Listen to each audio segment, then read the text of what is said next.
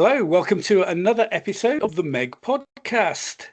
In this episode, just for a change, and partly I suspect to give Richard a bit of a break, we're not going to have a historical topic. Instead, we're going to have a look at a bit of discussion about the armies that we used at the recent SkullRollers competition, because we haven't done one for a while like that, and it's quite a big competition. So with me here, I always say at this point tonight, because we always end up recording in the evenings, the usual team of Richard Jeffrey Cook and Matt Haywood, and we're also joined by a guest, Andy Catlow, who... Hello. Hello, everybody. Hello. And there's Andy, really keen. So I invited Andy along because he's relatively new to the MeG competition scene, and has arrived with a bit of a bang, really. I believe it's 3 podium finishes in 4 competitions, Andy. Yes, yeah. I mean, I'm as surprised as anybody else, to be honest. But... So I think out of the people on this podcast, that makes you currently the most successful out of us in terms of where we've finished. So we're all going to just listen to your words of wisdom tonight, really. I've still got an awful lot to learn, and but yeah, thank you for your kind words. No, it's lovely to join. Thanks very much. No problem. Thank you. And so, yeah. Sorry. No, that's it. Yep. Yeah, I was going to say, just we're going to have a chat about the armies that we used at SkullRollers. Maybe a bit about our army choices. A bit of reflection on how armies did, and maybe also as well just highlight any of the armies that we fielded that caught our eye for any particular reason. Either we think they're brilliant, or we went, "Ooh, that was a brave choice," or just something else. Yeah. So anyway, to kick off, I thought we'd just have a look at the range of armies that were fielded, because I'll say I noticed when I was list checking there was a distinct clumping of the armies this time, with the armies falling into broadly 2 categories, either classical late antiquity or late medieval, and not a lot else really. So maybe we can reflect on that, or whatever. We'll just see how it goes. Anyway, I thought we'd throw Andy in at the deep end and ask him to sort of kick this off, partly because it's a fresher pair of eyes. Andy, so what did you think about the choice of armies, given that this is an open competition, so any armies could be chosen? Yeah, I mean, exactly, Nick. I mean, I noticed exactly the same thing, the clumping that you just mentioned. I mean, I think we probably all expected it to be a relatively large number of sort of later medieval armies. And in fact, that was one of the things that influenced my choice. But interestingly, my second choice, if I hadn't gone for the 100 Years' War, which we'll talk about later, would have been probably a Seleucid army. So I'd have probably fallen into one of those 2 camps as well. I mean, whether it's really I mean, there's some great sort of early medieval lists. So I think maybe it's just, I don't know if it's worth reading anything too much into it. It's just how it was. On a different day, I might have decided to take an Arab army. So, I think I wouldn't read too much into it. It'd be interesting to see what you guys think. But in terms of the lists themselves, I thought there were some quite interesting choices. There's certainly some lists I definitely didn't particularly want to face. So, okay, go on. You have to name at least one. With my army, well, I mean, there's one I will name. I forget who was using it, but it was the Italian States Milan army. Yes, Ben Allen. So the reason I say that, so I play Hammy on a semi-regular basis, and I think he lent the army out. Was it to Ben Allen? I think it was to Ben Allen. Yeah, it was to Ben Allen, and he beat me fairly convincingly with it. I mean, I've got probably not a standard 100 Years' War army, but still, it's got bow and it's got a fighting element to it. But the thing about that army that I feared was not only did it have the 3 horrible keels, but it also had 5 units of dismountable, fully armoured horse knights, so my power bow would have been significantly less useful. And indeed, when I played Hammy, that's what happened. So goodness, I really hope I don't get that list. That's one thing I didn't fancy. But also there was some interesting lists as well. So I noticed briefly discussing before we started with Matt about the Satrapal Persian army, which was just full of bow. It was just like although it's like, wow, that's impressive. I'm not sure I'd have the guts to use that. So that was quite interesting. I think was that Matt McVeigh's. It was, yeah, because I played him actually, yeah.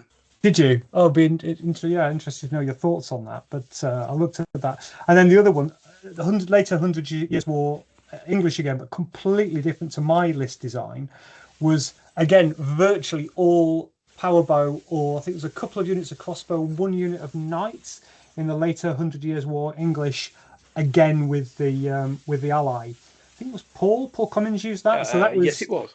Yeah, again, I thought that was a really interesting list. It was I'd been interested to face that list. I don't know if any of you faced it, but it did reasonably well in mid-table.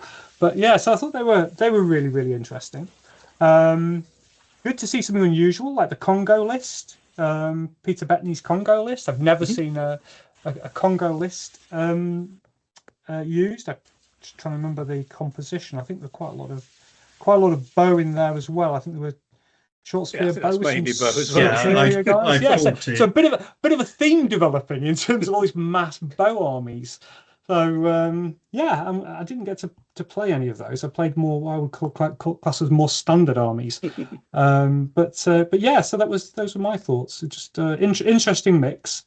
Personally, I wouldn't read too much into the split between the classical and the later medieval. I think the later medieval was always going to happen, and I think classical can be a good choice. And I think it's just how it was that there weren't some of the early medieval. I think there's some perfectly good lists in there. So yeah, those are my thoughts. Richard? I have to agree. I think the range of armies taken, I always personally find it a challenge with open competitions, and just because there's such a range of opponents that you could possibly meet. And I don't think I'm that surprised. There's a general theme throughout the army list. I would say the later the date of the army, the more likelihood it's a more effective army in an open competition. When we're developing army lists, we actually test them out really for comparisons with historical opponents. So on the whole, for example, it's not a huge surprise that there aren't too many sort of the charioteer armies. I suppose the one thing I did notice was a general lack of horse archer armies. Whether that's again because in an open competition they're going to be a really tough ask, or whether because the power bow were sort of flavour of the month, it was probably a wise choice not to bring a horse archer army. But there you go. Anyway, that's a few of my thoughts. Yeah, Matt, just on the. Oh, sorry, Richard, if you go on. I was saying, Matt, your views, especially with your so sometimes left field choices of armies. So esoteric or crazy would do. I'm not fussed on that. Esoteric, yes, we'll go with esoteric, shall we? The late medieval split didn't surprise me either.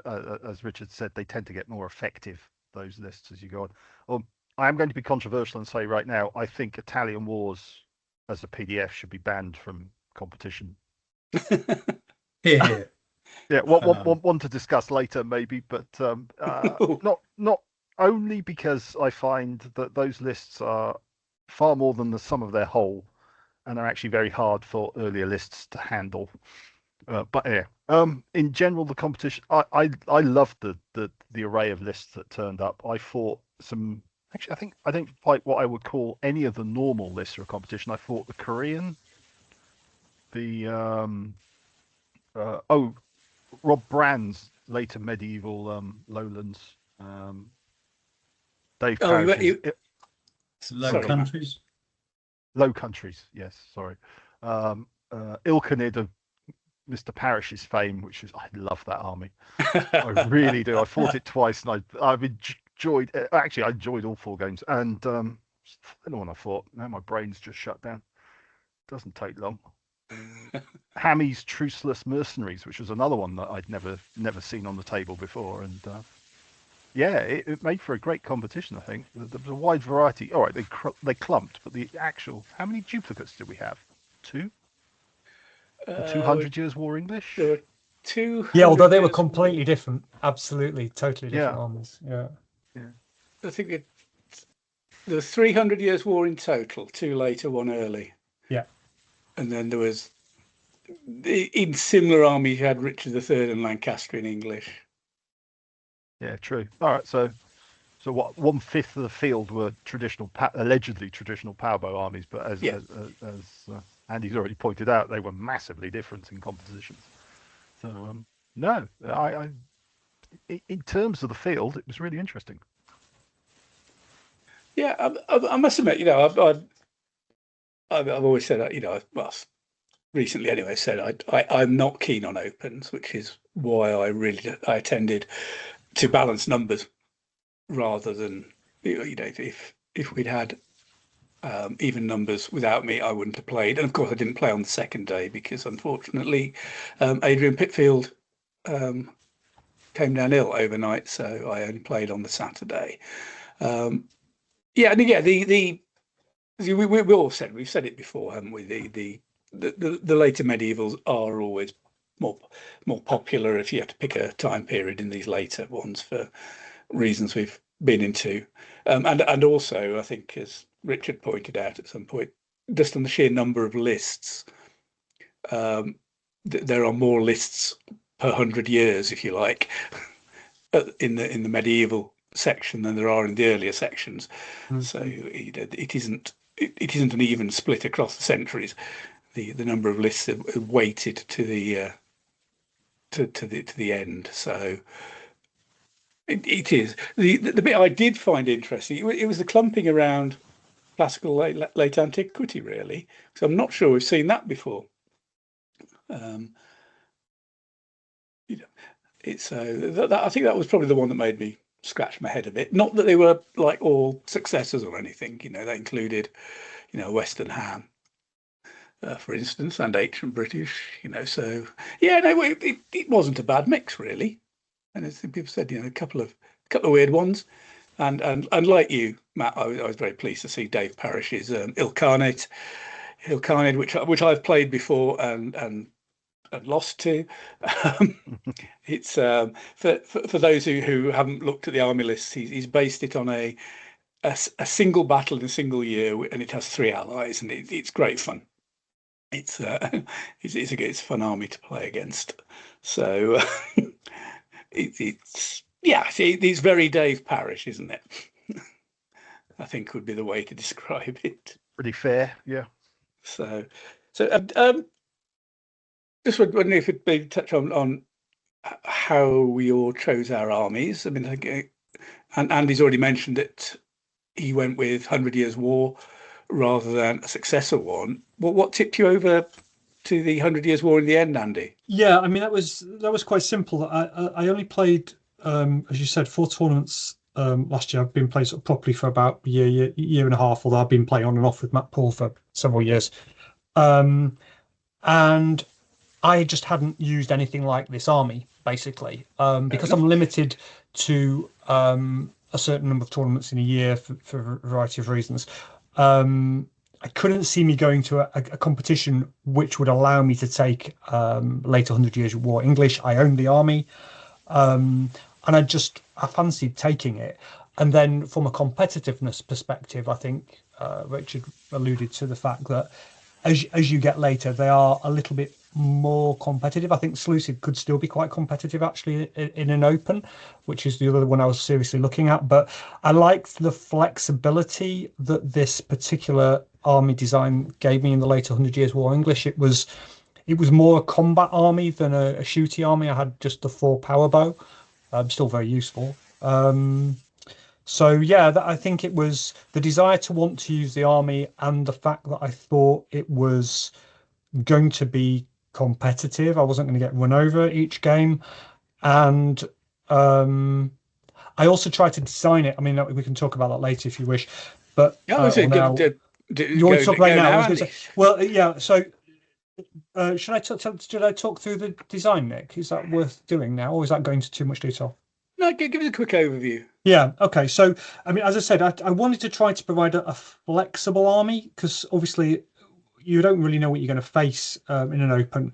So I went for the 4 lots of power bow. So 2 of them retinue power bow with skill. 2 of them skilled with the front rank being melee expert.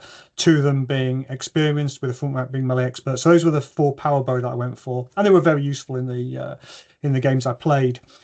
Then I had a couple of units of Billman, which is just straight polearm. And then I had the Burgundian ally, the classic Burgundian ally with the Burgundian Knights, with the 2nd rank Custodiers, the 2 pikes, and the mandatory Burgundian crossbow, which in my instance I downgraded to poor unskilled. I won't be allowed to do that next year. But but they languished hiding as much as they could at the back for the entire 4 games. In fact, I think they managed to avoid combat in all 4 games. That was nice. Relief. And I also rounded it out with a unit of English Knights, which were formed loose, average, fully armored, charging lancer, dev chargers, dismountable.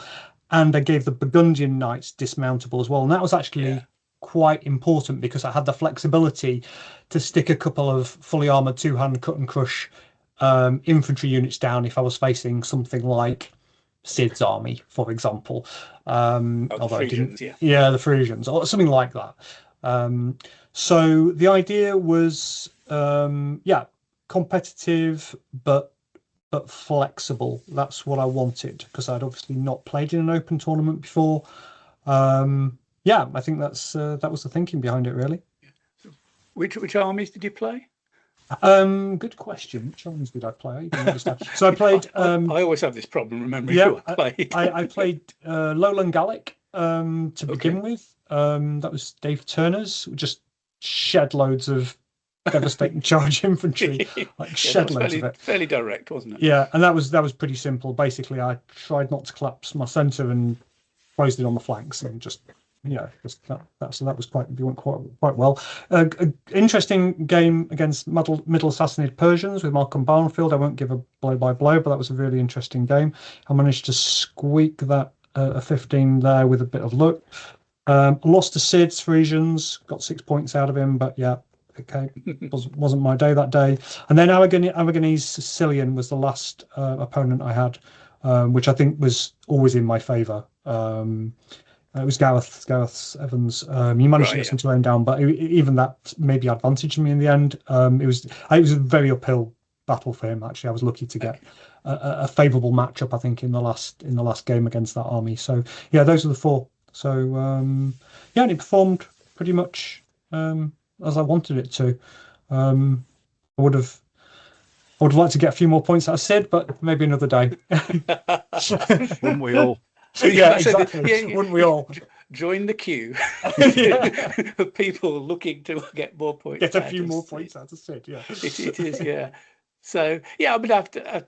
Not the other thing, but I think that's a good solid 100 Years War list. As you say, it's flexible. It can deal with a number of things, and the dismountable on the knights is very useful because then you say he dismounts fully armored 2-handed cut and crush. Yeah. So I don't know what Matt and Richard want to say about that one, but about that list. I'd have been quite happy to use it. I think. Be my view. I'll come on to my list in a bit and compare it then perhaps, but it's I do like the use of the pike alongside the effective English longbowmen and billmen. Yes, nice combination. They're great. I use them as it's going to be a little bit more difficult for me to use them in this role after the changes, but I use them as blockers sometimes, not necessarily together, but pushed out. Obviously, I had to watch the flanks a bit, but they're quite useful for holding stuff up while the rest of the army does stuff. As I say, because of we'll maybe come on to that later in the podcast, but the pike units are really useful. Yeah, Matt. It's almost the classic 100 Years War army that usually does very well. I have a bugbear about longbowmen in 6s and field at 8s. It's one of those theoreticals that I've got knocking round my head going, they really should be in 8s. And one day I'm going to build an army just so I can try it and then go, no, you know what? They're all right. I was wrong. And move back to playing someone else. I have an analogy against 9-tug armies, so I like to have a minimum of 11. So I have written an army where you do that, Matt, but it was 9 tugs, and I don't want to do that. And yet you played Malcolm, who's had 7, I think. I know. I just couldn't bring myself. He's better. He plays it very well, and it's a very good army. But I'd get severely beaten if I used that on. I think Malcolm has. Yeah, he's used that a lot now, or variants around that with 7 tugs in. He knows how that works. Yeah, absolutely. In fact, that probably really works to his advantage now, because people will look at it and go, 7, that's too few. Yeah. Get a bit cocky and suddenly go, how did he beat me? Yeah. By not losing 4. Yeah. It's just maths in the end, isn't it, Richard? It's not that complicated, is it? Yeah. I was lucky to get the 15 points out of him, actually, because it was my longbow were fighting some superior cavalry, and they just somehow fluked an ability to break that last unit, and it probably shouldn't have happened. We were all looking at each other afterwards thinking, I'm sure that statistically shouldn't have happened. So I was a little bit lucky there. It's the way it goes. Before we move on, could I just ask you, is with this army, was there, when you looked at the runners and riders, was there any that you looked at and went, I don't want to play that? Apart, you've already mentioned Ben's army. Yeah, I mean, and obviously linked to that, I wasn't wild about playing the just pure Swiss either, the late Swiss. I would have been a little bit more happy to play that because it's a smaller army, so I would have.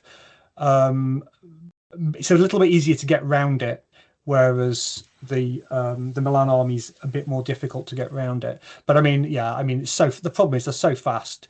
If they don't care about the flanks, it's just nasty. To be honest, I think those were the only 2 I didn't want to play. Fair enough. Everything else I'd have had a go at. Yeah, well, I think considering it's an open competition, to only have sort of 2 out of all the people there that you weren't happy about, you were nervous about, isn't too bad. Yeah. Okay.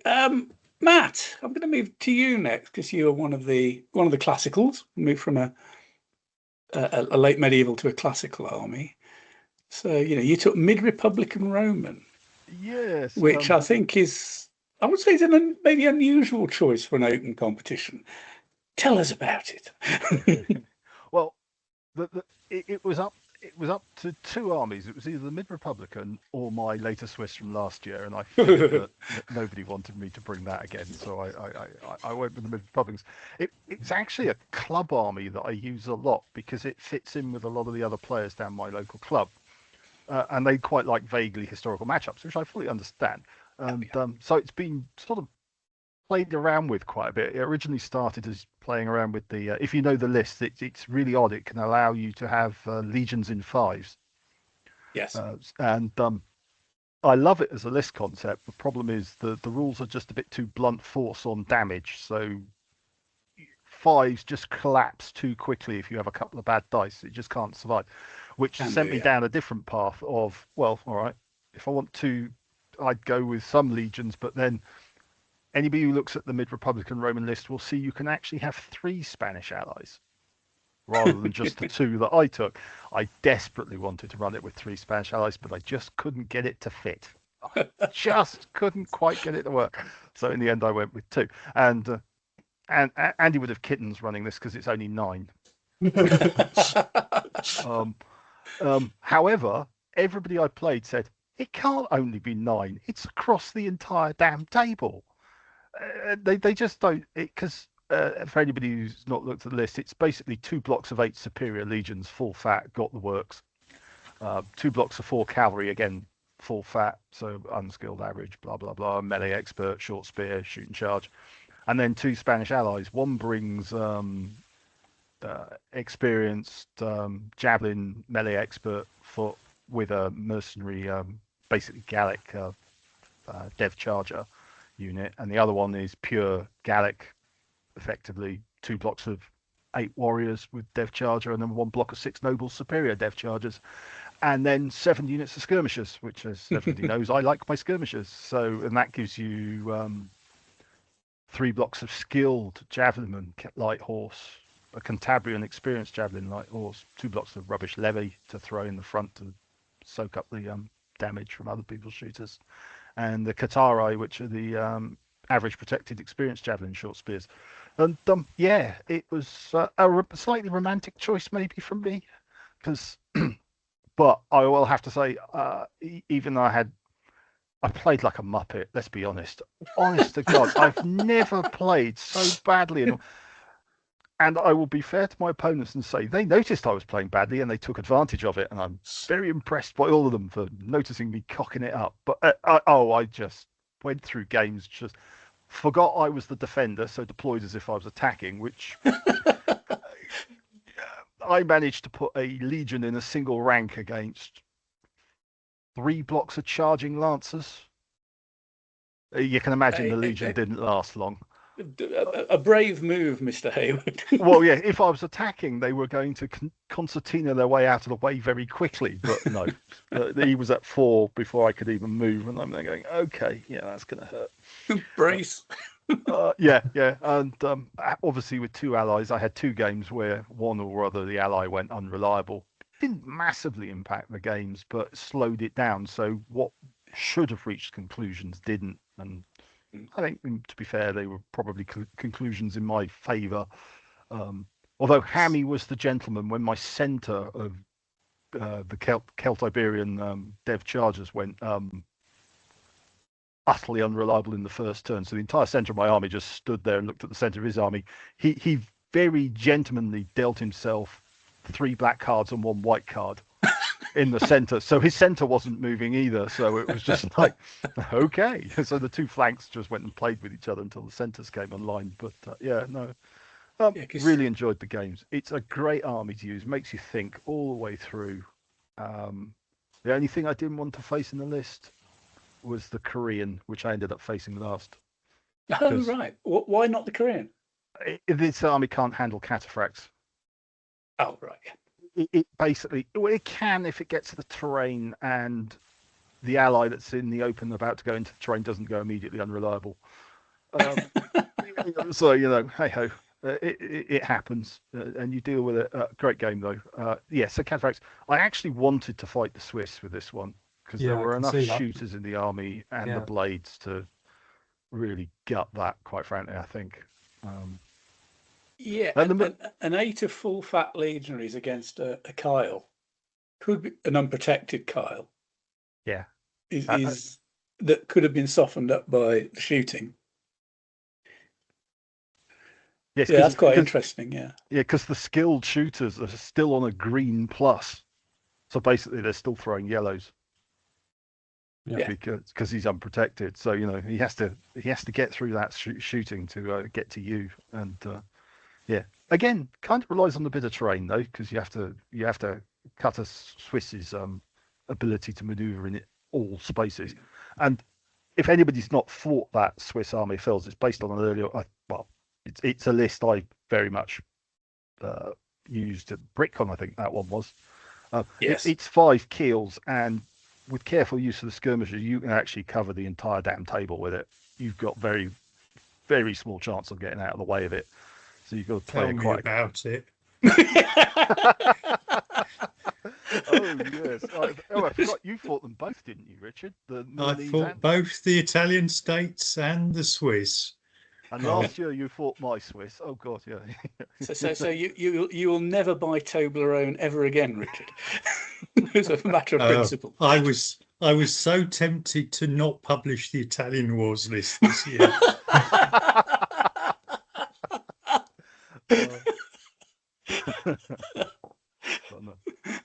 It is so. Can I just mention one thing about your army you haven't mentioned, Matt? Because I really like this list. Well, as you know, we've talked about this style of army because I'm building a mid-republic. I'm near enough built a mid-republican Roman, which is based on the same principle with Spanish allies. it's got a PBS of 8 and a scouting of 5. Yes, sorry, yes, I forgot that. Yeah, that shocked a few players when it's like, Yeah, and that's horse archer territory. yeah, yeah. That is one of the redeeming features of that army. You're right. It allowed 9 times out of 10 you utterly control the scouting.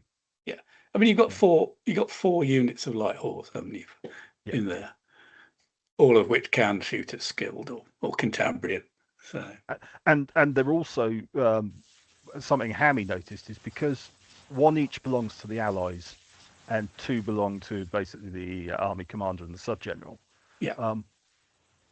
They all operate independently on their own set of cards, effectively. So you never get they never not move. You can almost always get them into a position where you want them to shoot. So it's almost a force multiplier in that sense, in that they're never loitering, saying, "Oh, I haven't got the cards to move them." They're all spread out automatically. So yeah, and that works really well as well, unless they're unreliable, of course. And then not bitter about that. Yeah. And your allies are competent, but you always seem accepting of that risk. You very rarely see you use talented allies, actually. No, it's very rare. I mean, Mr. Parrish does with his 3 allied one, and I can understand why. Yes. With the Ilkhanids, because he needs one of them to be. His Georgians need to be a bit better carded. It's not the unreliability of them so much; it's the fact that they need cards to charge because they mix archers with charging lancers. That's right. Yeah, so he needs to make sure he gets the cards to do that. Yes. Although I believe that is the only one that regularly goes unreliable for him. So I think he's done it 3 times. When I played it at BritCon, not this year, last year, yes, they were that. The talented ally was hesitant for 3 or 4 moves, and I think I've said before, I believe in his second game they were also hesitant. Yeah, they do have a. He probably ought to drop them to competent. They'd probably never be hesitant ever again. Yeah, I tend to agree on that one, but it is.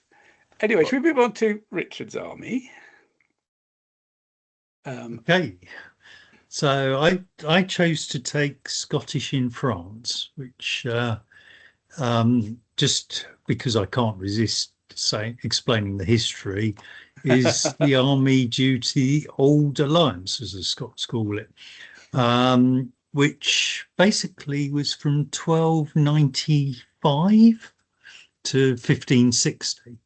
That's not the dates of the list, because the list specifically covers the Scottish in France, which was essentially from 1419 until 1424, when France was in absolute chaos after the Battle of Agincourt and the civil war between the Burgundians and the Armagnacs, and the Dauphin Charles VII, France, actually called on his Scottish allies for help. And between 1419 and 1424, as many as 15,000 Scottish troops were sent to France. The most notable success of the Scottish in France was actually the Battle of Beaujeu in 1421. And that was quite a significant turning point in the 100 Years' War, because essentially it gave the French a respite after the English pressure, and it led actually to Henry V being recalled to France, or choosing to go back to France, where of course he subsequently died. But it was a short-lived victory for Scots, because they were heavily defeated at Verneuil in 1424. And really after that, although there were Scots present in a lot of other battles of the 100 Years' War, they never really had the same numbers. So that's the history. Richard has to get some history in. Yeah, I couldn't not get some history in there, to be fair. Spot on for that one, Richard, because it's possibly a little known, actually. Yeah, so the army itself is quite interesting, because you actually have to take Scottish commands and French commands. So I'll cover the French element first. I actually had 4 tugs in the French element. A unit of French knights who were full fat superior, basically form loose superior, fully armored, charging lancer, dev charger, dismountable, and melee expert. So not cheap, and I had a unit of 6 of those. So that's 1,536 points there in just the one unit. They were supported by Valet de Guerre, who were average protected, charging lancer, melee expert. So that was the mounted French command. Then I had a foot French command of Genoese crossbowmen, who were average protected, experienced crossbow, shield cover and shoot, which makes them quite effective, particularly against other shooters. Along with a unit of brigands who were tribal loose, average protected, pole arm. Those were both 8s. The Scots element was 2 units of men-at-arms, 1 fully armoured, 2-handed cut and crush, just a 6, and the other protected 2-handed cut and crush melee expert. That was an 8. And then 5 tugs of archers, 2 of them protected experienced power bow, and 3 of them unprotected experienced power bow, all of those in 6s. So my aim there was to have enough power bow to be scary to mounted armies, have enough archers to compete against armies that might have skilled power bow, which would have been scary. In the end, I never faced any of those. And then a strong punch force with the knights supported up by men-at-arms. So PBS of 7, scouting of 2, and 4 competent generals, 3 instinctive, and the professional CNC. Who did you fight? So first game was against the Congo army of Peter Bettany, which I was able to basically outshoot, plus mounted knights and men-at-arms going in against the Congo foot was fairly effective. That combination of the two, really, Peter didn't have an answer for, because I was able to concentrate my forces over a smaller area. Second game was against Ben and the Milanese with their 3 keels of Swiss, I think it was. Yep. 3 Swiss Kyles and 5 units of 5 condottieri. Yeah.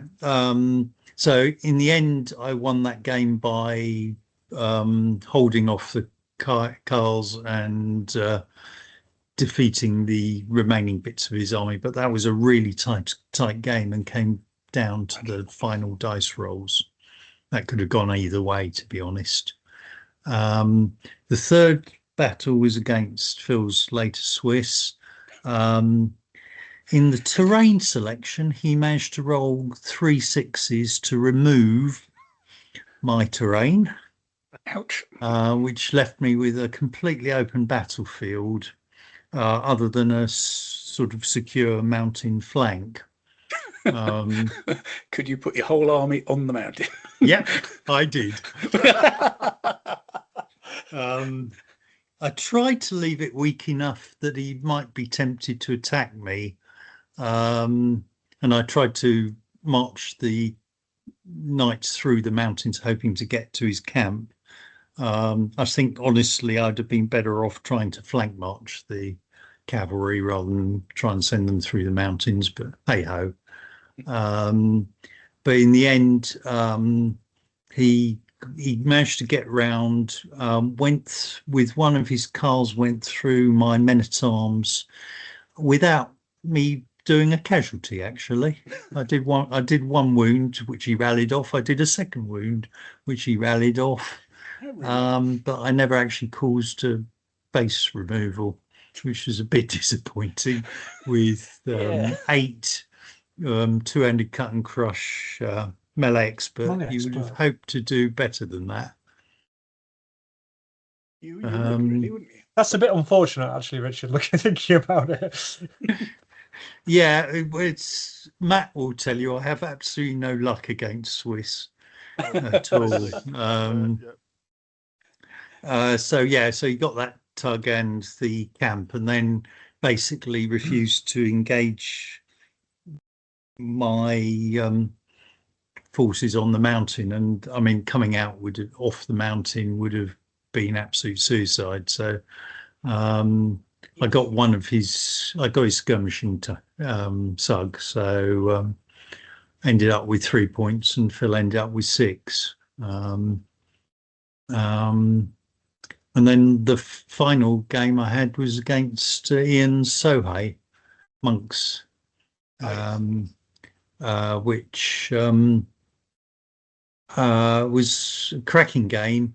I was fairly fortunate in that in the first turn Ian had poor cards, and I was able to get the French knights away from his long spear, and actually rode down with a bit of effort, it has to be said, his fanatical warrior monks, shrine protectors, and got through to his camp. And then it was pretty close at the end, but I think Ian got lured into trying to go for the rear of one of my archer units rather than pressing straight ahead. And in the end, that decision was the difference in the game, and I edged it. But yes, that's an interesting army, the Sohei. Yes. I fought an army that had a Sohei ally. They were a pain because they had the shrine protectors in the ally. Yes, there's the Sohei are getting a few changes for next year. Ian's behest. Ian has done a lot of research, I think. It is Ian. Yeah. Yes. Ian's done a lot of research to it, and he's, to be fair, he's kind of nerfed his own army a bit, or not nerfed it, but he's made some significant changes to it. So yeah, we have kept an option for the previous classifications for next year, but indicated those are deprecated and they'll come out in 2027. Fair enough. Because they are fantasy, basically. Oh, surely not some myths about some Eastern troops. Indeed. Would never happen. So. Bane of my life, Japanese armies. Yeah. I mean, in the end, you finished quite well, didn't you, Richard? Were you 5th? Indeed, yes. Well, I got the 3 wins. It was just the low scoring draw with the Swiss that scuppered me, frankly. So in the end, yeah. But I mean, if I'd stood out in the open against that Swiss army with no terrain, I don't think I'd have scored more than 3 points, and all I'd have done was given Phil an easy 15. So like your opponent to actually earn it, don't you? Yeah, I mean, the Swiss was frankly the only army I really didn't want to face. I mean, there are others I'm not sure I'd have done particularly well against, but that Swiss, if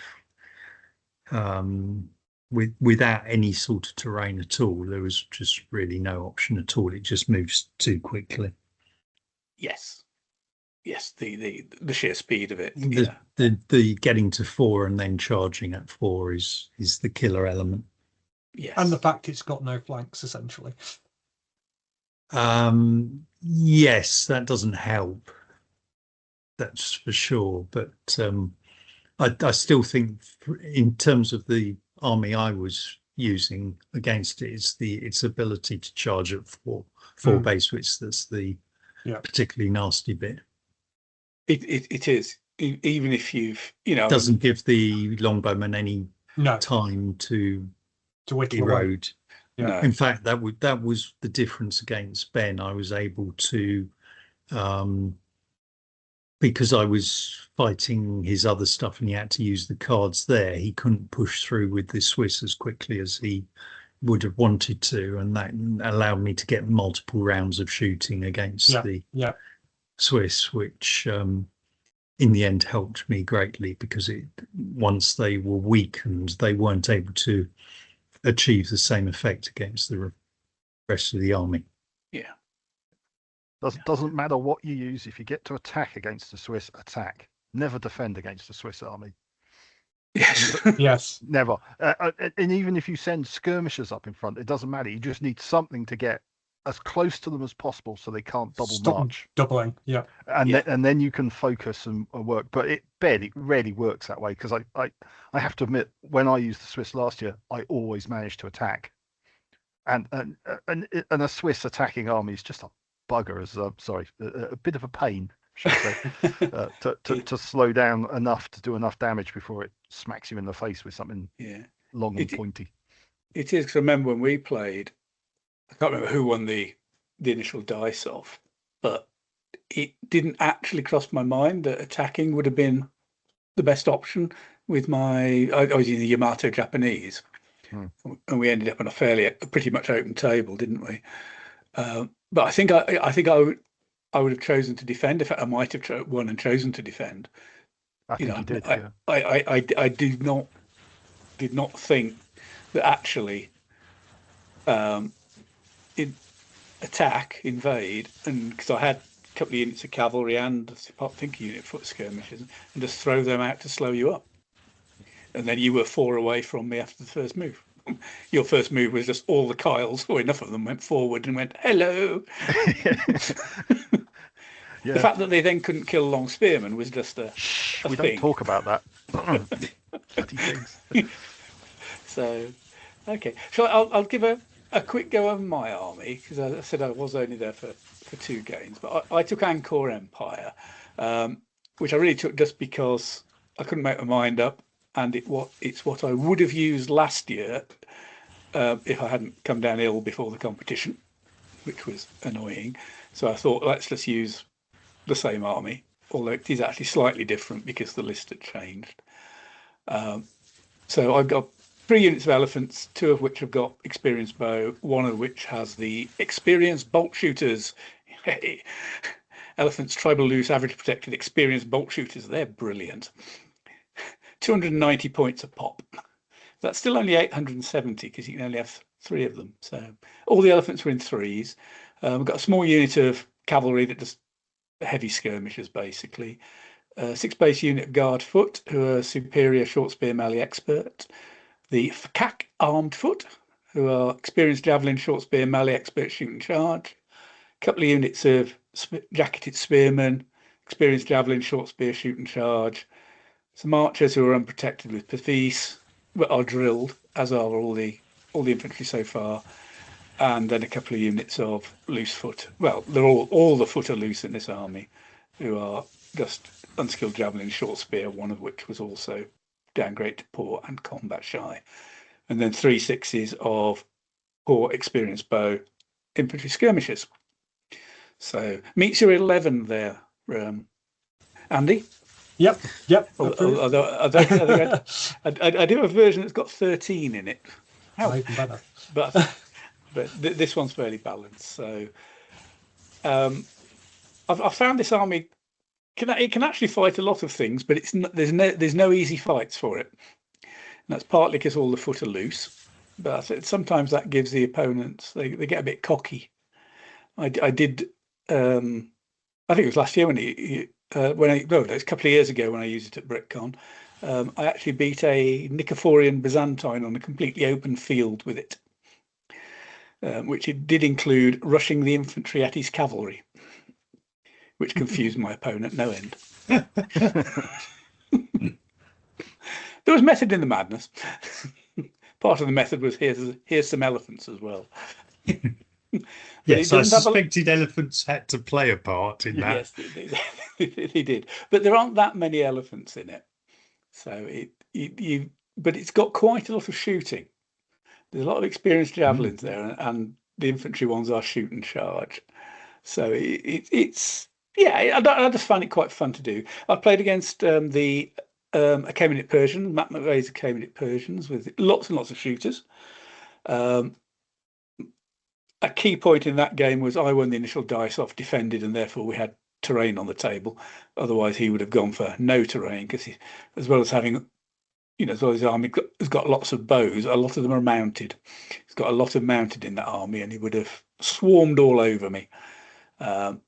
As it was, it ended 6-7, I think. So he just snuck it in terms of points won. It has to be said, in that game, I think his shooting dice were below average, shall we say. And my very first shot in that game was 3 bowmen with the elephant artillery behind them, shooting only at some skirmishers. So the elephant artillery were on blacks, but the elephant artillery rolled 3 wounds on 3 black dice. I don't think Matt was terribly impressed by that. But it's the way it goes. If you don't have them in position to shoot, you can't get those results. But that was lucky. But yeah, that was a good fun game. And the second game I played against Peter Entwistle and his Richard III army, which is quite a nice army, which I was going to mention as one of the armies that caught my eye. It's a bit different from some of the, it's an English army with bills and bows, basically, but it was quite nice. And we played a real ding dong of a game that went down to the wire. I was massively helped by as Richard. He had 2 armies that were both were Stanleys, which is potentially a bit of a risk for Richard III, I feel. But both of them were played, but one of them, which was one on one flank, got dreadful cards and might as well have not been in the game till about the last 2 moves, which probably saved my army, actually. But I snuck it at the end on a 15-10, and I liked it. The winning move was Richard III being stomped by an elephant. Because he does not have much luck. My kingdom for an elephant. Well, I think at that point it was you got the Shakespeare and a horse, my kingdom for a horse. Unfortunately, the horse he's got are the 2 bases of his royal guard. They might not have found him under a car park if that had happened at Boswell. Yeah, no, God knows where they'd have found him. Yeah, but I did invade, so it could have been near Leicester. But yeah, because Richard has to command his royal bodyguard. He had, and the elephants had arrived at a point where they were going to charge him. He couldn't get away, so he got stomped. Not that killing him actually won the game; it was killing the bodyguard that did it. But yes, so we can say in that one, Richard did not end up in a car park in Leicester. So, but it was a ding dong game. I say, Pete is having a real run of bad luck against me at the moment, actually. I've beaten him in a few games, and this one, one of his allies just had dreadful cards. And in, I think, the last 2 we've played, he's just had awful dice rolls. I'm reaching the point where I don't want to play him now, because it will all come back. And I'll be scrabbling for the 3 points Richard got against the Swiss, I think, when that karma comes home. But it was good fun. Sorry, Richard, you're looking pensive, or is that just? No. I thought you were going to say your army's illegal, which I would blame Matt because he checked it for me. Fair comment. So it is, yeah. In terms of, I just answered my own question, which armies would I have not wanted to face? Probably the Swiss, just because it's really difficult work. It has to be said, and I literally have nothing. The best things I've got to fight the Swiss are the elephants, and they're only in 3s, and that can go horribly wrong. And the terrain. If you get the terrain, those javelins are a pain for the Swiss. But all they do is cause an exclusion zone, basically, because the Swiss are not going to go near it. Because Yeah, so it could very easily end up in a I can't come out, you can't come in game. So on the subject of bad dice and bad cards, I would just like to say if Hammy complains about his dice in our game, he's 100% justified. I have never seen a man who, with so many green dice, I think he needed a wound on a unit of mine, and he threw 12 green dice over 3 turns, and the unit was still sat there going, yeah, and whatever. Nothing. Literally nothing. That's quite special. Yeah. But Pete Entwistle's done it to me last year as well. He threw loads of green dice against my skirmishers, and they again did like a wound. So I think his dice need changing more than anything else. With Pete.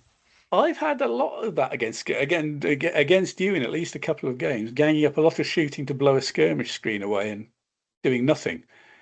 On the other hand, I've had a skirmish screen against Pete Entwistle, and he blew it away in one shot. Like yours, often poor. He rolled shot with six frontage of power bows and rolled 4 skulls in his 6 dice. So my ablative screen ablated rather rapidly. It's only because I paint all my skirmishers like the Highlanders out of Carry On Up the Khyber, bearing their ass to the enemy, so you just don't hit them. You're too busy. It's horrible. You miss. Need to find some new figures. Yeah. Okay, so that's our armies, and it sounds like we all had good fun. I enjoyed my 2 games. But that did that. I just want to pick up on a couple of things that were mentioned as we went along there, but then maybe come back to just see through any other armies that caught our eye that we haven't mentioned so far. But I know it was a bit of a joke, Richard, when you said you would like to ban the Italian wars. PDF, but Matt mentioned that. I suppose he almost distorts things. Is it a problem? Actually, can we start with Andy on this because you're newer to it, Andy? Yeah. What are your thoughts on So you got things like, obviously you've got the Swiss in there, you got the Milanese, and a lot of those Italian war armies are that sort of army. Yeah, they are. Yeah. I mean, I never like banning anything. There's a sort of general principle. It seems like people buy armies and models, and so I'm never wild about that type of approach. I play lots of other wargaming systems, and when that type of thing has happened, it tends to go down quite badly. So that's just a general principle. Having said that, you want to ban the Swiss type. Well, I think it's a bit specific. It's the Swiss type keels. I think. There's 2 things I always think. I very much you're absolutely right. It's the fleet of foot. I also think it's the flanks as well. I think it's that particular unit type rather than the Italian Wars PDF. Is my feeling. Perhaps I'm incorrect there, but I've played other armies. I think I played against Hammies once, practice game maybe a couple of times, different armies from the Italian Wars. I think it's that sort of Swiss type keel is my feeling. Obviously they were historically extremely effective. Yeah. And that's been represented in the game. So I haven't got a brilliant suggestion. I don't know if you could fix it with points. I don't know. But yeah, I'm never wild about banning anything. So that's my thoughts.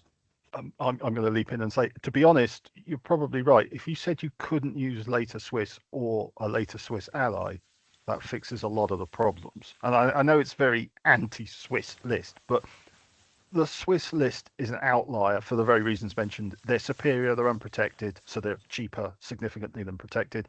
They're fleet of foot. They have keel to protect their flanks. But it's not even that. It's just the fact that once they get moving, you can't stop them. It makes it a very one-sided, very difficult game, and it's not particularly enjoyable, which is one of the reasons I didn't bring Swiss, because it's not fun to face. I have a great time, because it's very hard for me to lose with it, but it's not a fun game in any way, shape, or form, to be honest, for me. So, yeah. That's my thought on it. Richard? Can I add that I think one problem is that the keel characteristic is considerably underpriced. Right. It's currently 5 points a base, and I think for the benefit it gives, I think it should be nearer 15 or 20, which would obviously completely alter the late Swiss Army, because in effect you'd have to have two of the keels probably downgraded to average if you were going to try and use the army that Matt and Phil used. So that's part of the problem, I believe.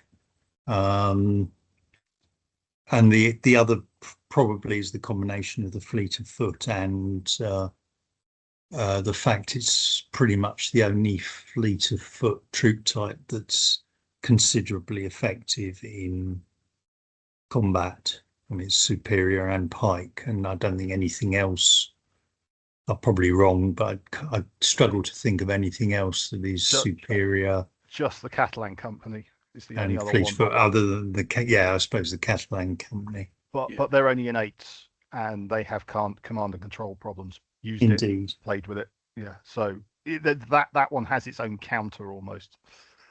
But yeah, you are right. The Swiss is an outlier on this, and it's a.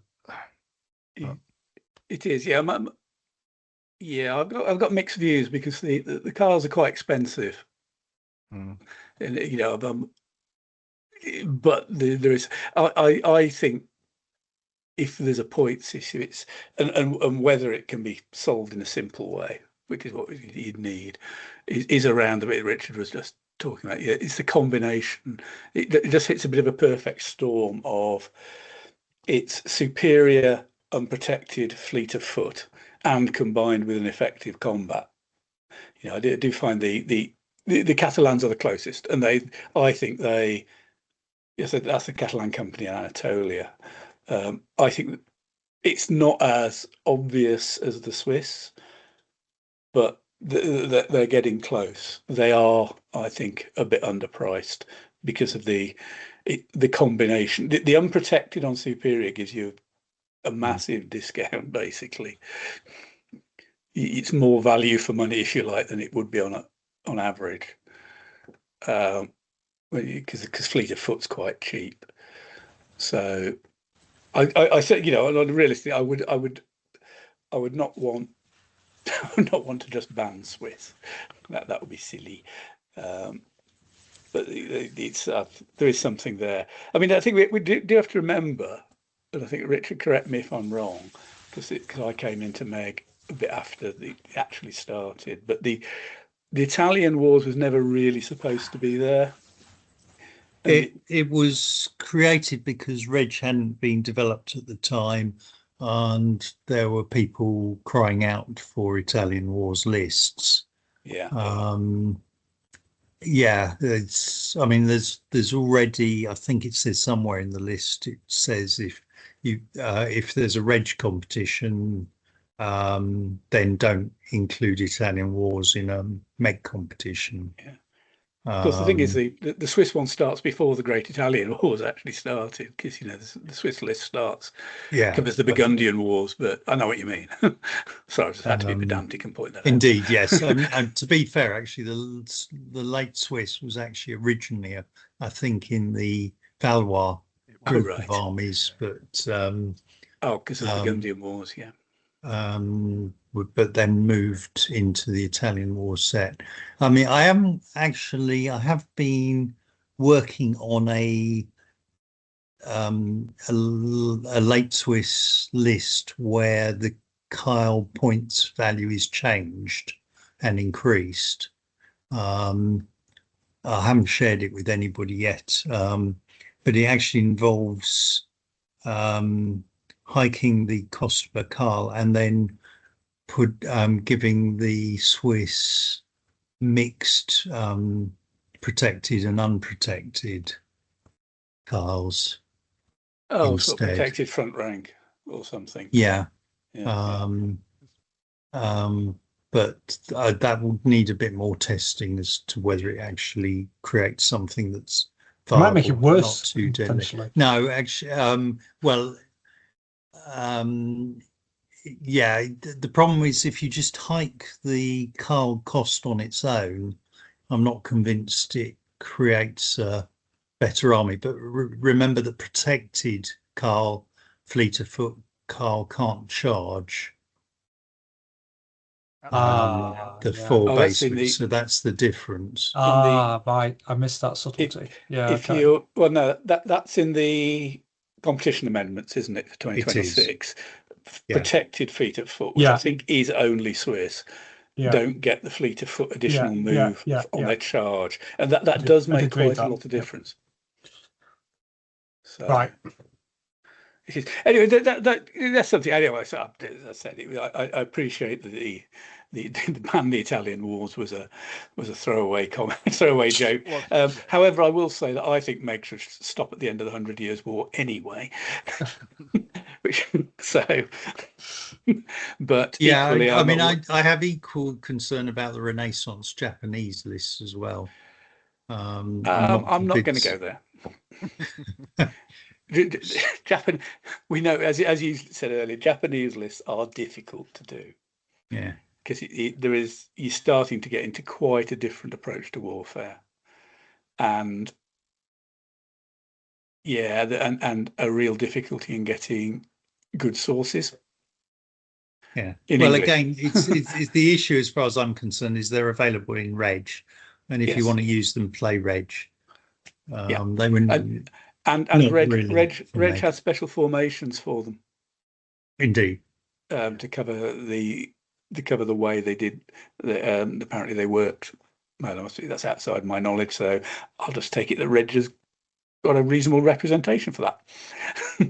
So yeah, I do with that. Anyway, let's move on from that, because there was one other comment that was made, because it was made about the armies that were chosen, and it was the lack of horse archer armies, perhaps because they're difficult to play. But I was also going to suggest I sometimes wonder, and I think Richard, I think you've mentioned this and have put your money where your mouth is by saying, well, biblical chariot armies, the Egypt and Hatti ones, where they're protected, skilled shooters, are actually quite effective and can play in open competitions, and because they're protected, they don't suffer some of the real difficulties in playing that you get with, say, things like Huns and Turks, where they're unprotected flexibles. So I just wonder if I've just had this feeling, I think I've mentioned it a couple of times, that I think maybe people overlook that. You want to play if you want to play a horse archer army, and we know they're difficult to get your head round and play successfully, start with a chariot horse archer army. Sorry.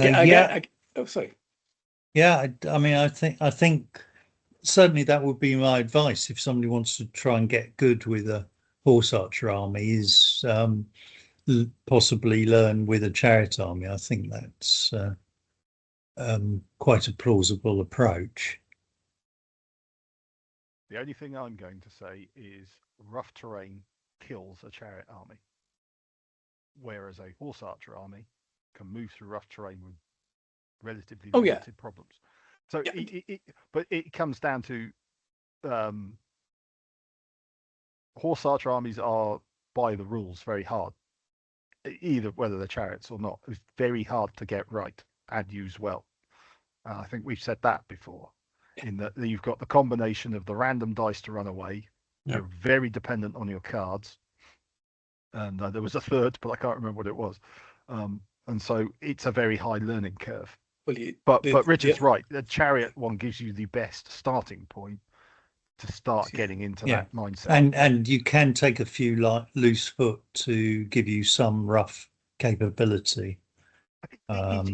Sorry, I didn't mean it in its terms that you can't fight in it. It just stops you moving around the table as well. Yeah, much harder than it is if you're a light horseman who can go through that 4 without being disordered. Whereas what's the move of a chariot and rough? 2 or 1? It might be 2. Actually, I don't know. I should know. I sent chariots into rough going in a game earlier this year. It's not enough to make it worth it being a valid option. Yeah, 2. It's That's 2, for and you sure. are badly affected, not even affected. Oh, yeah, that's it. Yeah, you move 2 and are screwed. Yes. It's almost like putting cataphracts in the forest. You do something stupid. I think cataphracts in the forest is actually more sensible. Because a lot of those chariots we're talking about will be shooting, and they don't want to go into forest. Yeah. It's I put some chariots into rough going because they needed to get there to get into shooting range. That was it. They weren't trying to fight or anything. And Andy, as a newer player, I know you said you played more than the start of the competitions a year ago. Yeah. Played before that, but I'm just thinking in terms of approaching competitions. I know you've used Sassanid. Yeah, that was my only foray into trying to use horse archers, and I mean, I've never been particularly historically interested in horse archer armies, so I don't own one. I have some horse archers in different armies, as you mentioned, the Persian ones, for example, the Ribble Rumpus. I found it very stressful. Matt alluded to you just know you're going to roll down. You just know it's going to happen before it happens, and I think, well, why put myself through that when I can take a different army? So yeah, I mean, I think there's a bit of actually you have to work on the principle that you will roll a 1. Yeah, exactly. And you've got to consider, well, I mean, if it's early on in the battle, I'll almost always run away if there's a chance I'm going to get caught on a 1. Whereas later in the battle, I may take the risk. But I mean, there are more choices and more tricky choices with a horse archer army. I mean, there are a few things I've started looking at to consider whether there are ways of actually making it easier.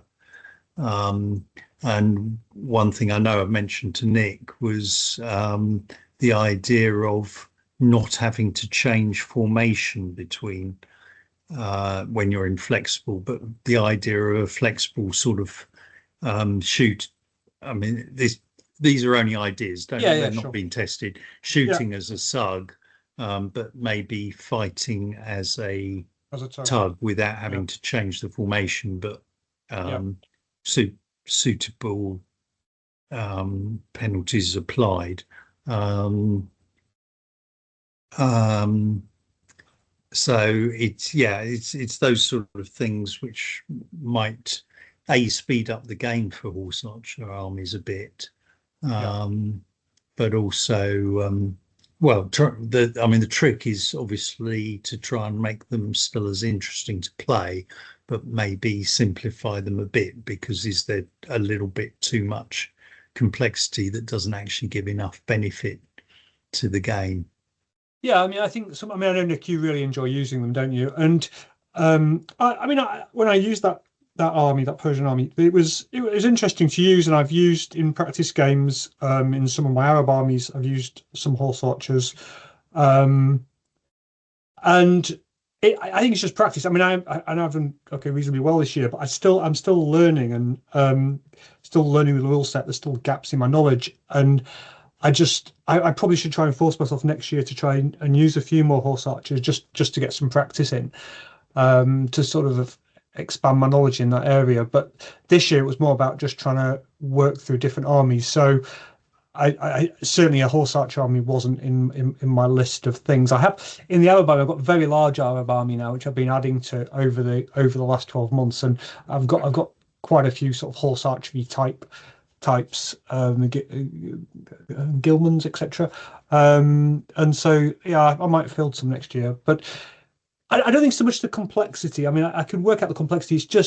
It's working out all the mitigations.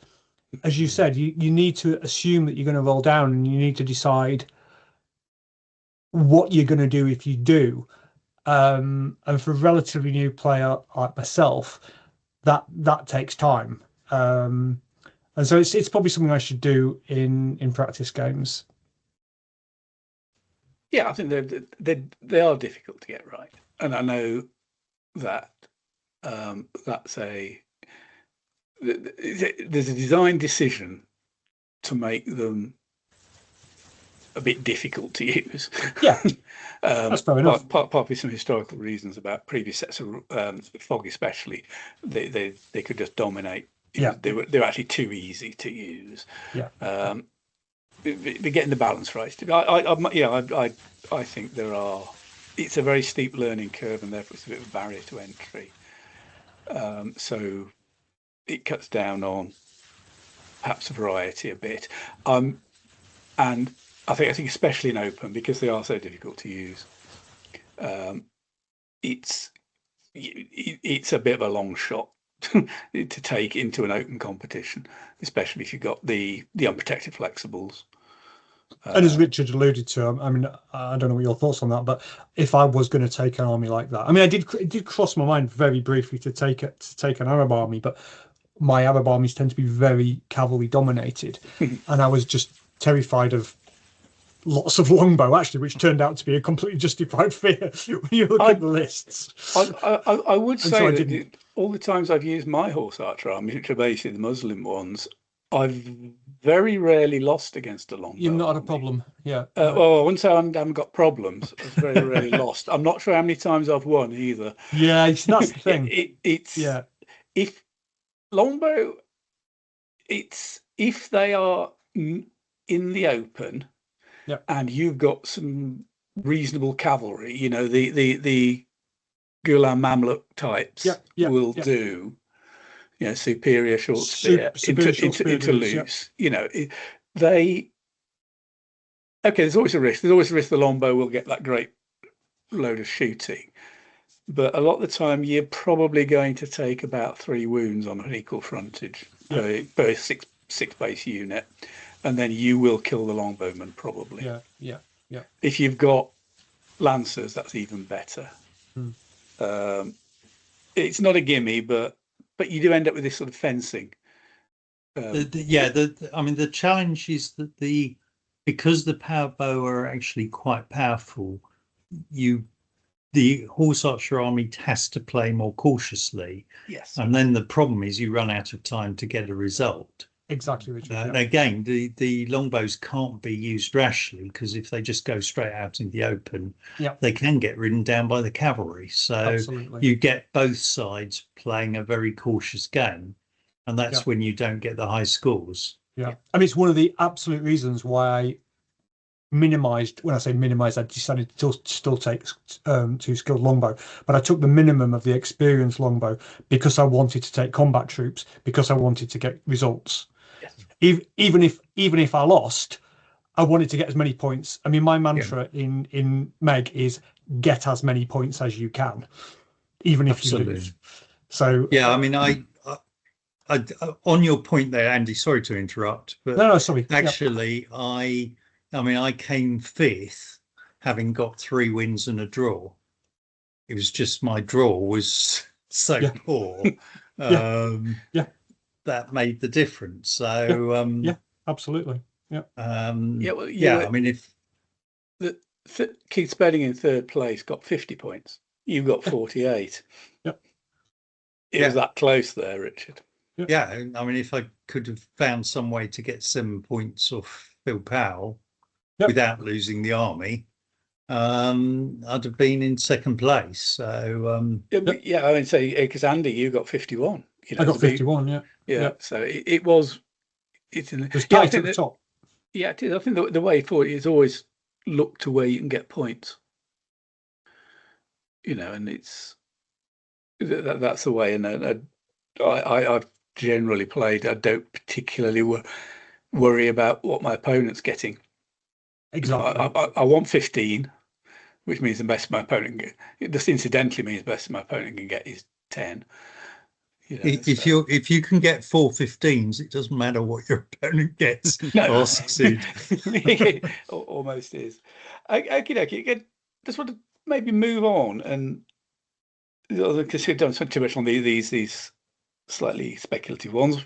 He says, because I'm going to bring up another speculative one, but speculative based on more facts. Just wondering, how do people think the 2026 competition amendments would have changed things, either in the army you took or maybe some of the games?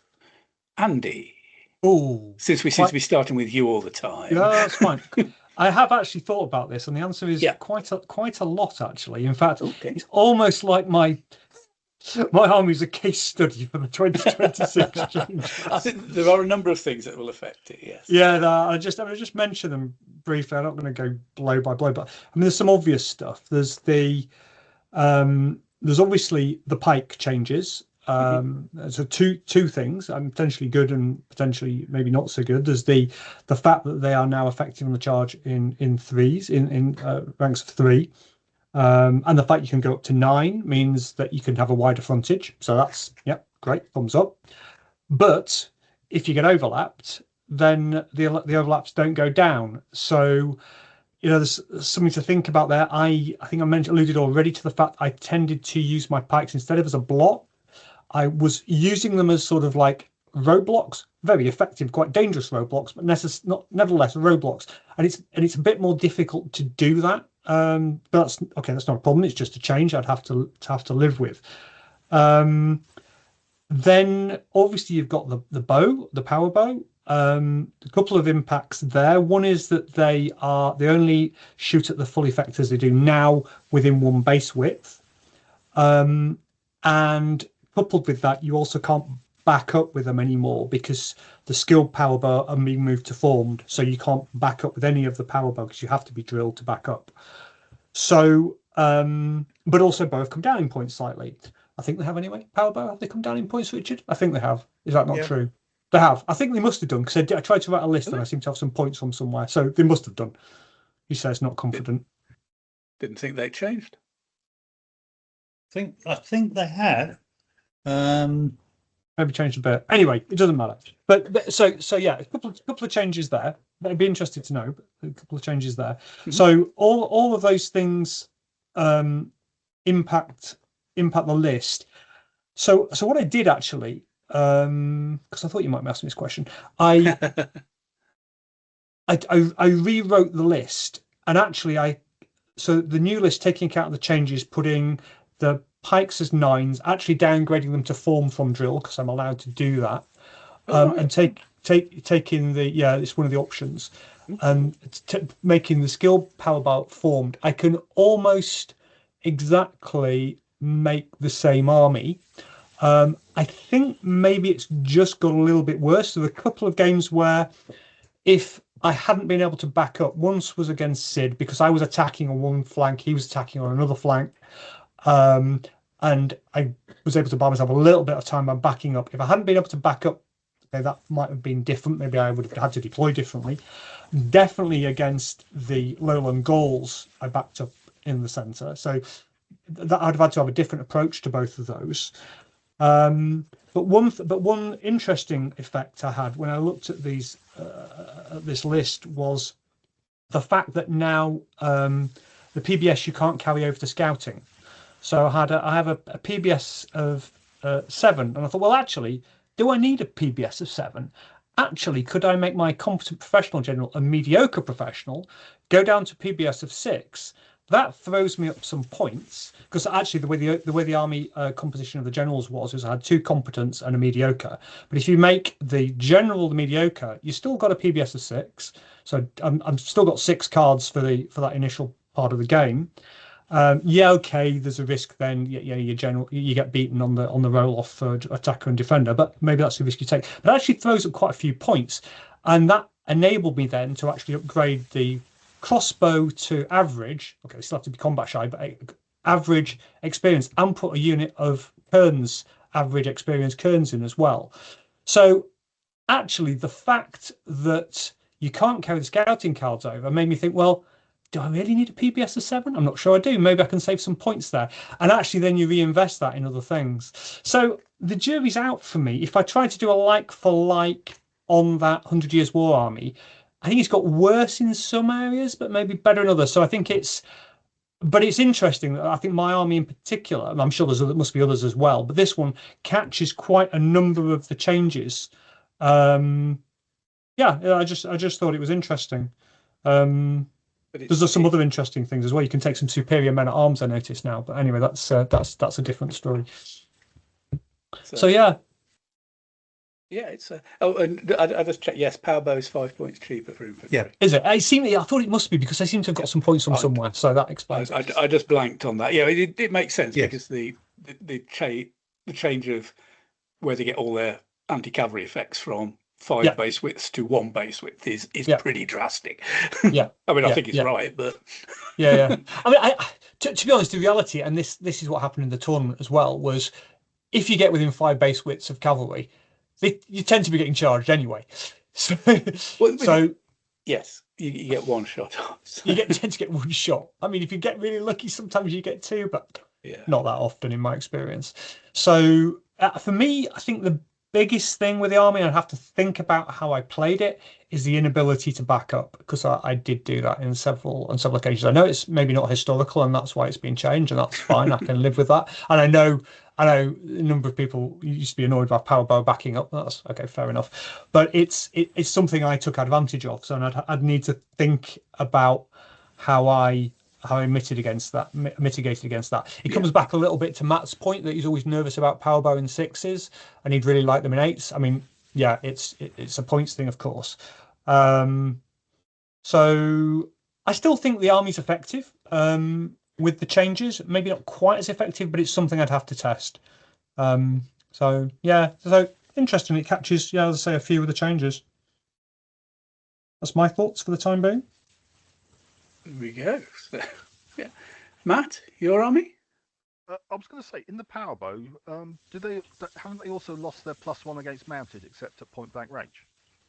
Within one base width, exactly. Yeah. That's what I was alluding to. Yeah. Oh, sorry. They have. Yeah, but they also get the S's are now wounds. They do, like crossbow. Yeah. When they get contacted, so it's I mean those are the changes with power bow, and it'll be interesting to see how that affects. It just battles. makes manoeuvring around power bow a little easier. Your cavalry's less twitchy, shall we say? Indeed. Going in front of green dice equipped power bow. Indeed. To my army, actually, very little changes, except there is a massive benefit from me in terms of the scouting. Basically, because unless people have high scouting cards now, my 5 scouting cards are actually genuinely 5 scouting cards. So I have 5 chances of getting reds. Whereas but you had 8 PBS as well, didn't you? Yeah, but so you could have cancelled other people's high scouting by. Oh, it improved using my odds. PBS cards. Yeah, it improved my odds, but now it's utterly random, and people who are on low cards are a lot less likely to get 2 reds and mitigate a lot of my scouting. Indeed. Yeah, so in terms of that, I think that works in my favour. The rest of the army, I don't think actually cares. Well, interestingly though, Matt, would you have the same thought that I had with 100 Years of War English? Would you try to reduce that PBS of 8, saying, well, actually, I don't really need 8, or do you want to keep that 8 because it allows you to dominate the selection of the terrain? The 8 in that army is incidental. It comes along with the fact that I have 4 light rolls. So it doesn't really impact me in that regard. I am now thinking what a late Swiss army would do under the new ones, where it could actually deploy 4 wide, lose the keels on 3 of its keels, and have the 2 end keels 4 deep to keep the keels, and then just form a hammer that goes straight forward. But anyway, that's by the by. Because the big problem with the late Swiss is getting overlaps on opponents, which is why long spear like Nick's hold them up for so long, because you never get the number of dice to throw, because you can never expand out your back ranks. Now you can. So it might make for some interesting changes in tactics. Not that I'm planning on using Lake Swiss next year. Yet. No, I did it to prove a point, and as much as I enjoy that army, as I say, it doesn't make for fun games. If the rules have changed it so it makes it harder, then yeah, maybe. But no, at the moment, no, it's not fun to play against. But Richard, oh sorry, no, I'm done. So yeah, I mean the interesting thing, I suppose, from my perspective, will be whether we see classical pike armies in open competitions a bit more, and what that might do in terms of the effect of what people choose if they know they may face a pike army. So it becomes a very complicated equation in terms of choices. The other one I'll be interested in is some of the impact of the terrain changes, and in particular the one I'm most interested in is dead ground.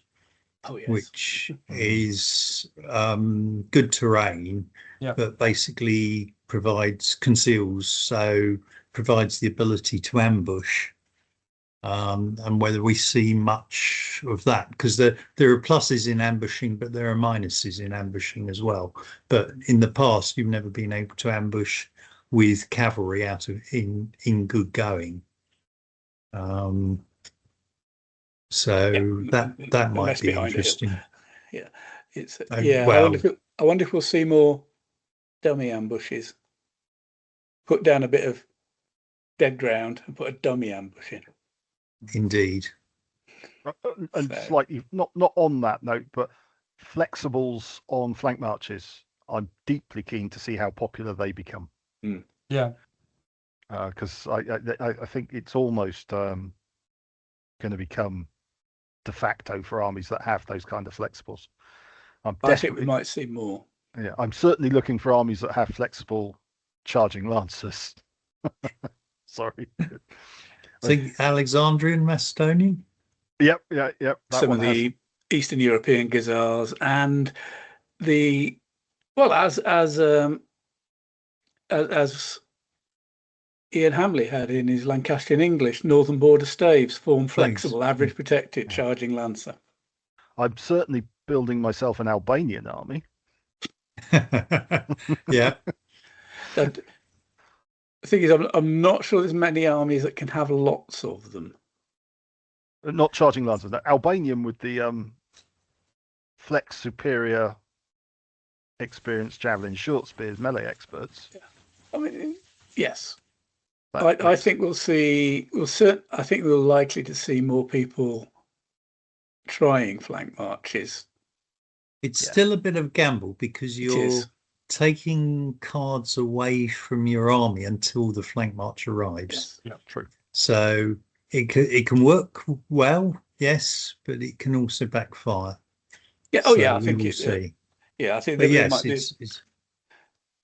might be frankly, I'd prefer to blame the army for flank marching than my inability to remember if I'm attacking or not, for example. So, it's just another. That is another thing. If you draw the card, the attacker chooses now. Oh yes, will choose as well. So there's I think there's obviously there's a number of things which will all affect it, and I think it will throw us. I'm just going to comment on my army, if you don't mind. Actually, I very much doubt my army would change much because of the proposed changes. It will have to change a bit because I've got 2 units of elephants who've got experienced bow, and that's a bit more expensive now because they shoot at foot range, or they will shoot at foot range next year, which is always a bit of an oddity that they didn't. So but obviously it makes them more effective. So there's a price increase there. So I'll have to play around with that. But just to answer Andy's question about the PBS, I would not drop the PBS in that army. Because you want to dominate the terrain. I think what you get is maybe a bit more thinking about that. Do I need to dominate the terrain? Because I had a conversation with somebody who said exactly the same thing as you did. Oh, because you can't carry cards over, I don't need as much PBS. But I think that depends on your army. Yeah, it does. It does. Because the Ankor's got, all its foot is loose. So it really, really likes to have some terrain. I'm not saying sit in the terrain, but all the game, but it does like some. So I had a talented army commander, and I wouldn't drop that because I want that yellow dice, and then I want the cards to try and guarantee at least a chance of getting enough terrain to play with on the table. There are other armies where even this year, with the reduced cost of instinctive army commanders, I used the one I used at BritCon that was sort of horse archer army, and I went, I don't need anything more than a mediocre command with this. Mm-hmm. That's partly because it had a Chinese ally which had flexible infantry in it. Yeah.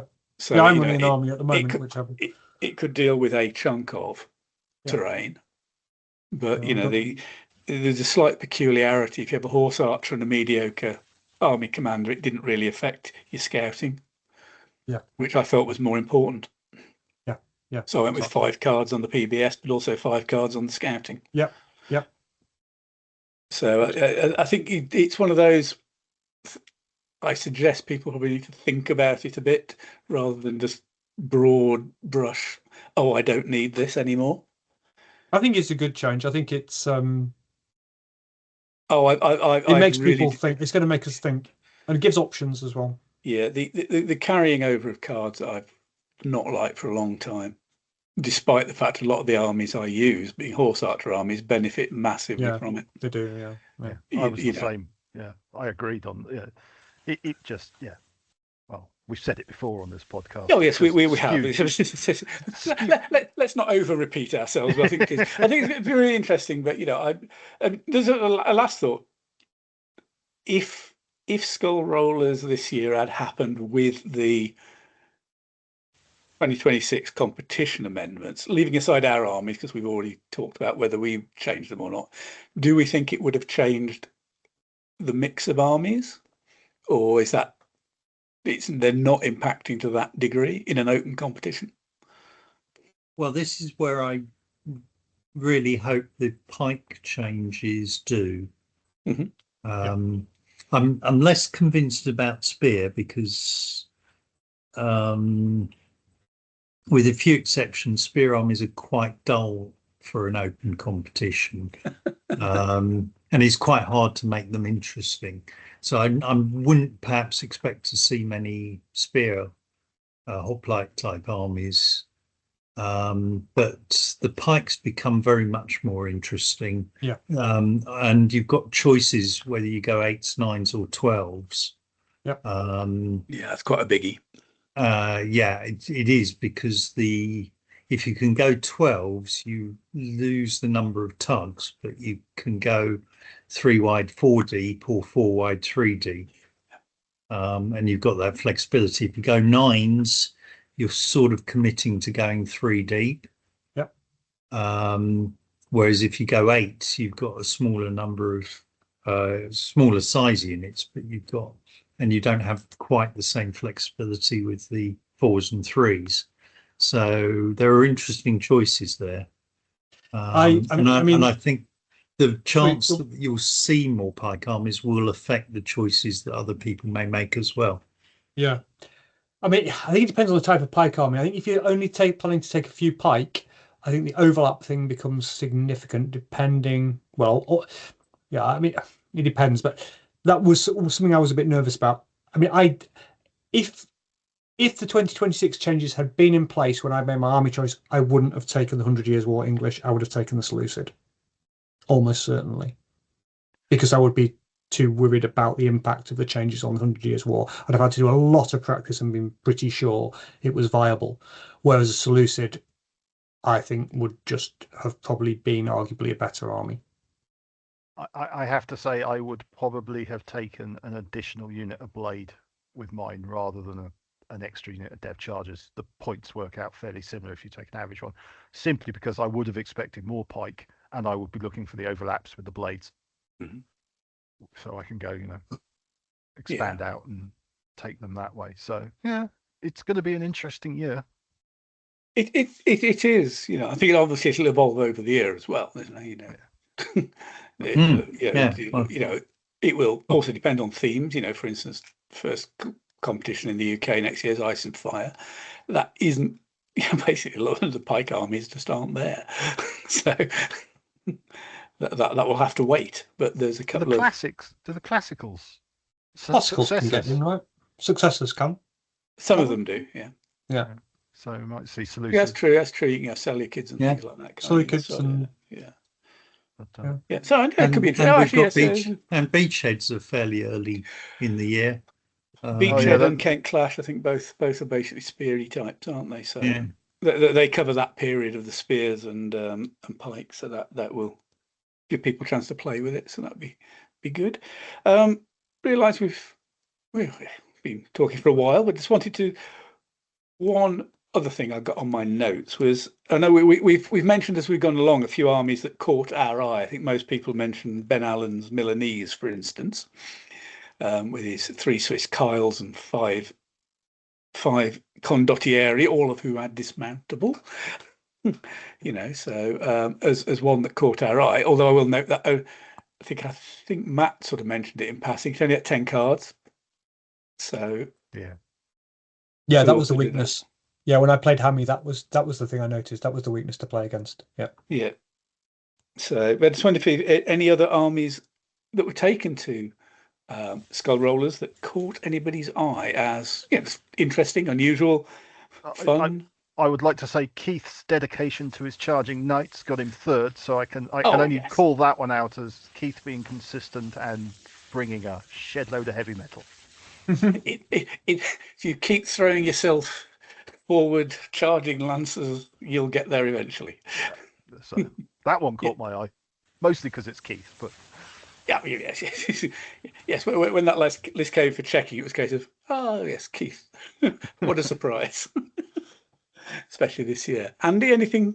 I mean, that you haven't mentioned? I'm going to mention it. I mean, of course, Sid's an amazing player. But Medieval Frisian are a really good army. They really are. I mean, when I played it, you just think, this is just such a good army. It just works so well together. I mean, obviously he uses it incredibly well, but I've played other people with the army as well, and it's just a really nice army. It synergizes really nicely together. Even down to the fact you can have the unprotected guys and the last 3 of the long spear. So basically, if you get to them, the units bust anyway. So it's just such a nice little point saver. 13. Is it 13? 13 tugs. Yeah. You've still got some nice knights in there, which Sid uses really well. I mean, I know everybody knows it, but it's a hell of a good army. It is. Yeah. It is. Yeah. Actually, one thing that Sid, I don't think he used it this time, but he has previously, is have the odd unit that's an 8 of the spearmen, because you can actually have them half. Yes, you can. Did he do that? Half unprotected. I think he did that this time. I don't think he did, because actually, overall, it's probably better to have them in the 9s. But I know he has done it, because that's you back 2 ranks again. By the time you get to that, you're 1 wound off breaking. He had the mercenary spear in 8s, just a standard long spear, which is one of the units I managed to kill actually. Yeah, it's probably what they can have. Okay, that is a good list. Richard, anything leap out at you? I suppose I will. It's been mentioned, but the Truceless War mercenary. Just because it's so unusual. In fact, actually, I came across the Battle of Beneventum in 214 BC. I'm sure you're all terribly familiar with it. It's one of the few armies that actually, the Carthaginian army on this occasion, which is essentially Apulians, Lucanians, and veteran Numidian cavalry. And you can't actually represent it with any of the lists in the current list set. So that's probably going to have to be another new list entry in the list sets, which is one that intrigued me. Yeah, I wonder if there is something like sort of quote Carthaginian armies in Italy in the Second Punic Wars that aren't led by Hannibal, or indeed the Well, this one was led led by by his brother. Hanno, That was it Gisco indeed. who came to the Metaurus and got himself killed. So yeah, that'd be interesting. That will be interesting to look into. So, yeah, that's interesting. It got beaten by the Romans, and in fact by one a Roman army mainly composed of slave legions. Oh, it as was well. the slave It's the lot. famous one where Sempronius, initially they said any slave who kills an enemy will be freed. That's worked against them, because as soon as they were winning, they started chopping off the heads of opponents rather than carrying on fighting in the battle. So Sempronius very quickly changes the order and says, as long as we win the battle, I'll free all the slaves. Yeah, a bit of a careful what you wish for there, isn't there? Yeah. So it's quite a good one, yeah. Yeah, I think all the ones I'd noted that have been mentioned. They're going to mention. Oh no, we're going to mention one of them again in slightly different context, which was Andy Claxton's Korean. Which it's interesting because and Andy sent me the list just to check it was okay, because he wasn't sure if he was brave enough to use it, and then said, "Go on, I will." I thought that was a really interesting one. But I was thinking forward, and he didn't do too badly because he finished above halfway with it. But it did make me think, I wonder how that would do at Ice and Fire. It's a nice army, and he's got it well constructed. Yeah. I fought him in the last round. That was the cataphracts I fought. Because he's got 5 units of those Eastern cataphracts. Yep. They're relatively cheap because they're not dev chargers. Yep. Plenty of supporting infantry, which, as long as he doesn't get over eager with them, are actually quite useful. Yeah, it was a fun army to face. It was a really great game. It was 12-12 in the end. We battered each other into pieces. Yeah. The only other one I was going to mention, just because it was a perfectly good army, but I did feel you took it to the wrong competition. And one hates to pick on him. It was Robin and his Federate Roman. Go on, pick on him. Poor old Robin. He decided he wanted to have a play around with some skirmishers, which he will admit he's not terribly good at. I think he wanted to play. I just thought this was the wrong competition to do it, and it was the wrong army to do it with. Listen. So I don't know if anybody else thought that, or whether that's just me. No, it was. He can do quite well with that army, but yeah, it wasn't the field to put it in. I think it was very pretty though. Oh yeah, they always are with Robin. Yeah, it's a good army. He does particularly good work on the back because he knows you'll see that more than you'll see the front. Yes, true. You do nice shields, the enemy get to see them. Okay, well, we'll move on to that. One last specific question for you, Andy. Yep. I think you may have sort of covered, but I'll give you another stab at it. It was just your reflections on a first year at MeG competitions. You played 4, you've done well. Yep. Sure. Yeah. No, I mean, so I've really enjoyed all 4 competitions. I mean, the scene is really very welcoming. So I remember for a couple of years, so Matt Poole and I has been my long-term opponent. We used to probably play about once every couple of months because I was playing other game systems. And then, as I said, about a year and a half ago, I changed my mind, and he said, "You should play in tournaments. You really enjoy it." I thought, "Oh God, I will." But before I did that, I went to the to play with the Preston guys as well. Started playing there. They said the same thing, and I found everybody extremely welcoming in the entire scene. So that's a really good thing, I think. It's a real pleasure to go to tournaments. Very sociable as well. If you're fortunate enough to be able to stay and then go out with people on Saturday night, that's always lovely. And I found people very willing to help and to advise as well, particularly in the early sort of couple of tournaments. So yeah, it's been a real pleasure. I think you should be proud of yourself as a scene. It's yeah, it's a really nice scene to be part of, and I've played war games across a number of different gaming systems. So yeah, I'll certainly be playing more tournaments. I just, with my sort of social life and personal life, it's a bit difficult to play more than about 4 or 5 tournaments a year. But I'll try and be playing that number. My next one, I'm playing at Crescent and Cross, and I'm playing in Ice and Fire in January. Cool. Really, really enjoyable. I think I agree with you, Nick. I mean, I really enjoyed SkullRollers, but I do prefer themed tournaments within, a theme, or within a few hundred years. I really enjoyed Toil. That was my first tournament. I really, sorry, not Toil. Well, I did really enjoy Toil. I really enjoyed the Ribble Rumble a year ago. So I think I prefer sort of themed tournaments rather than open tournaments. I did enjoy it, but I like that sort of the idea of the Crescent Cross, for example, that we're going to fairly soon. That's exciting. But I just hope the scene continues to go from strength to strength. It's good, and I'll hope to be continuing to be part of it. Okay, well, thank you, and on behalf of any competition organisers, thank you that you like the competitions. Yeah, well done. So yeah, I think it's good.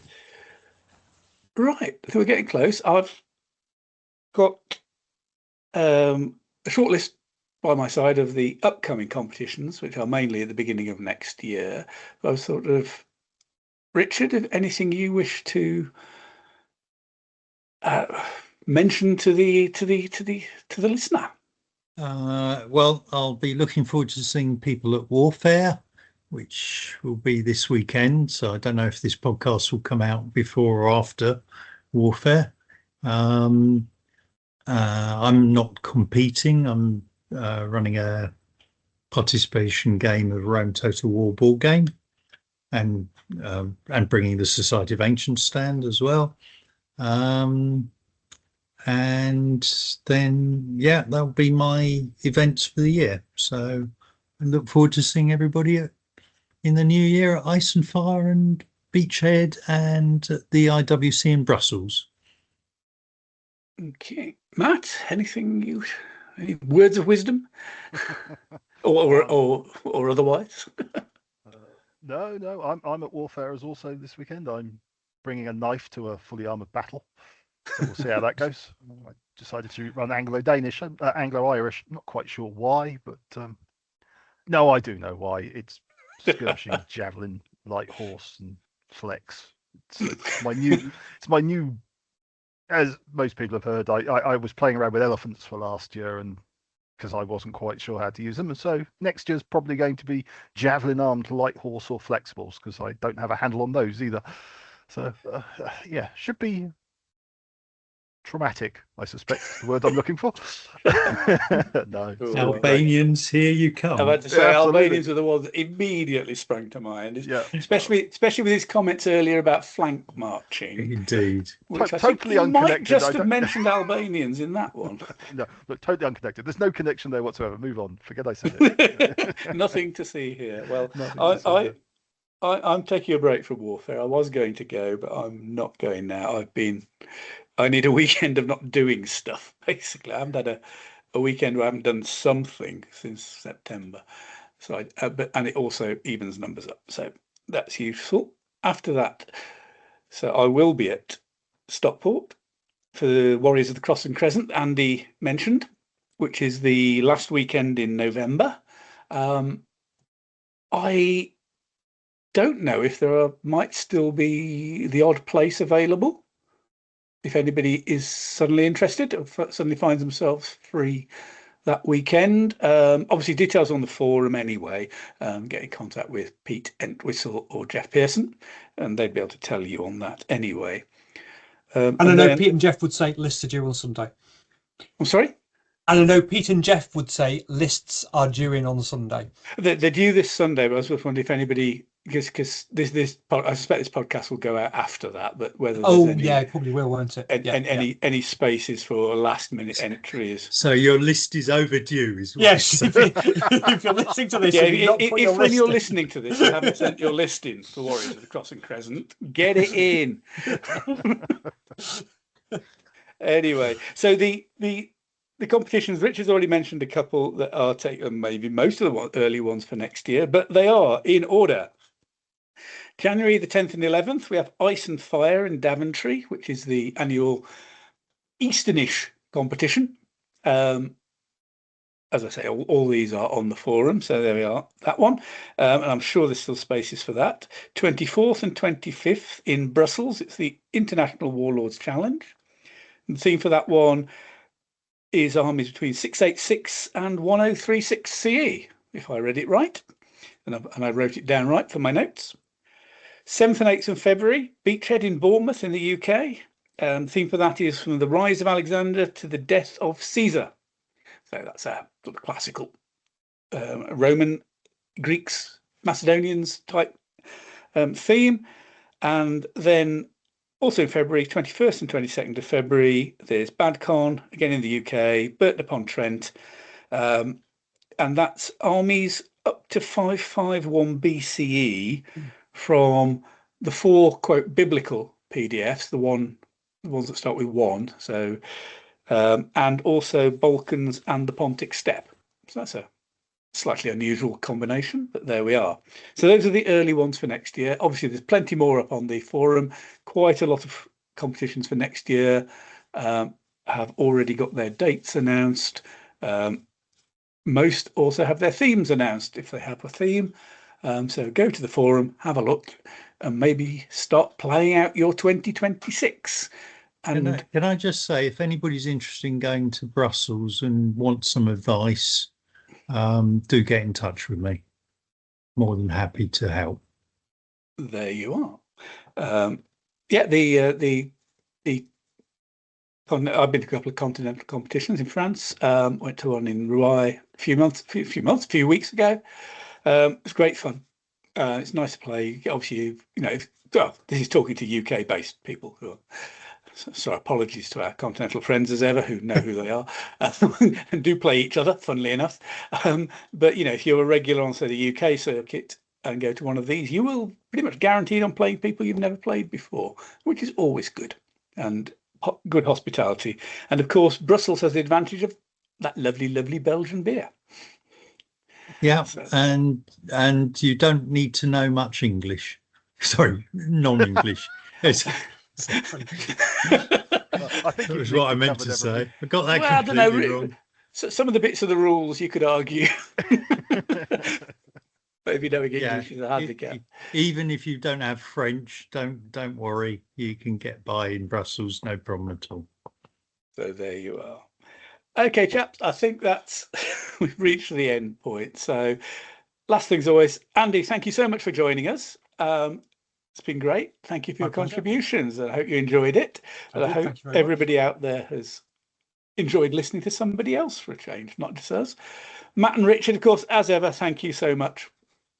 Always appreciate that. And Matt, thank you in advance for the editing and making the file ready. No idea whether we'll get another one in before Christmas. We might not. We'll have to see what happens. But hopefully we'll see you. I'll see people, obviously Matt and Richard will see people at Warfare, or will have seen people at Warfare. If this is published afterwards, Andy and I will see people up in Stockport, and hopefully we'll see lots of people at competitions and at other places next year. So thank you very much for listening.